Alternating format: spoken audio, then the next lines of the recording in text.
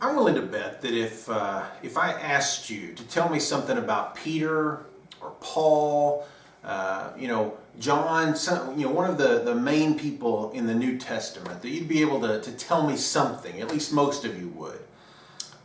How many of you, though, would be able to tell me something about Joseph? I'm guessing that the percentages drop considerably. But you know what? Joseph is actually somebody that you do know. You just may not know exactly how he came to be, because Joseph, we know him by a different name. We know him by a name called Barnabas. Joseph was his real name, but the apostles gave him a new name, which means Barnabas, which means the son of encouragement. They saw a gift in him, and they began to see it so much that they began to say, you know what, this is who you are. You need a new identity, a new name. Son of encouragement. Barnabas went about encouraging people. There was a time when he and Paul had a disagreement over John Mark. And John Mark had disappointed Paul in the past, and Paul was like, we don't need to take him on this mission trip. But Barnabas wanted to, and their disagreement was so strong that they decided to go different directions. And Barnabas took John Mark under his wing. He encouraged him. He discipled him so much to the point that later, several years later, Paul specifically asked for John Mark because he saw the maturity in him. He saw the changes in him. But those would not have come about had Barnabas not been an encourager to him, not in speaking truth and life into him. Proverbs 18:21 says that life and death are in the power of the tongue.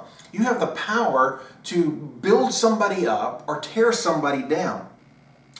Proverbs 12:25 says, anxiety is in a man's heart, but a good word makes him glad. A good word changes his day. A good word from somebody can totally give you a different perspective. Things can be going one direction, and all of a sudden, boom, it's different because life came into you. A good word makes you glad. You've been weighed down by the trouble, by the struggle, by the battle, but somebody speaks what you need to hear. It's just maybe just a word to say, you're not alone.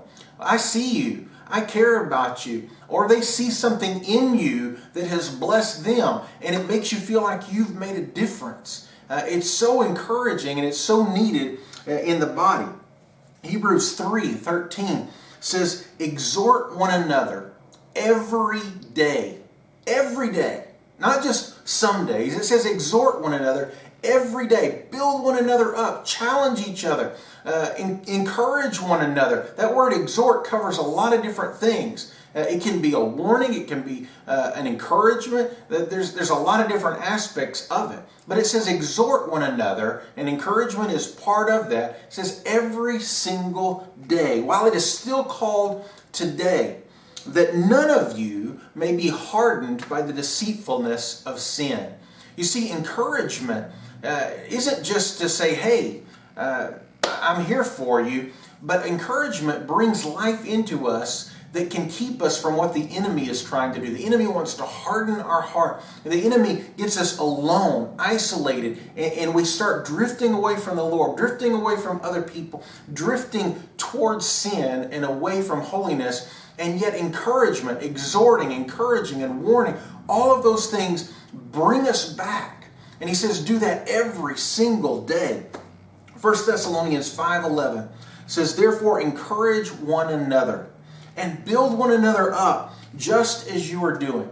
Today, I just want to speak encouragement to you. So many of you have blessed me, Heather, and my family. But I just want to thank you. I thank you for speaking truth and life, encouragement into me. There's a family this week that a couple of you, who have just spoken some things that I needed to hear. One of them was just, hey, how can I pray for you and your family? You're always praying for somebody else and asking how you can pray for us. How can I pray for you? Those things make a difference. Some of you have just told me, hey, Curtis, you're making a difference in my life. And that blesses me because All of us want to know if we're making a difference. All of us want to know that what we're doing has purpose and meaning behind it. So today, here's your homework. I want you to tag somebody in this post, on my Facebook post. I want you to tag somebody that has been a blessing to you recently, okay? Let's just fill it up with names. Not because I want a whole lot of people to watch this video, although I do hope it blesses you, but I want people to know that they're making a difference and that we want to encourage one another just as the Lord instructs us to do. God is on the throne. Jesus is coming back soon. Let's exhort one another every single day while it is still called today. Have a great one.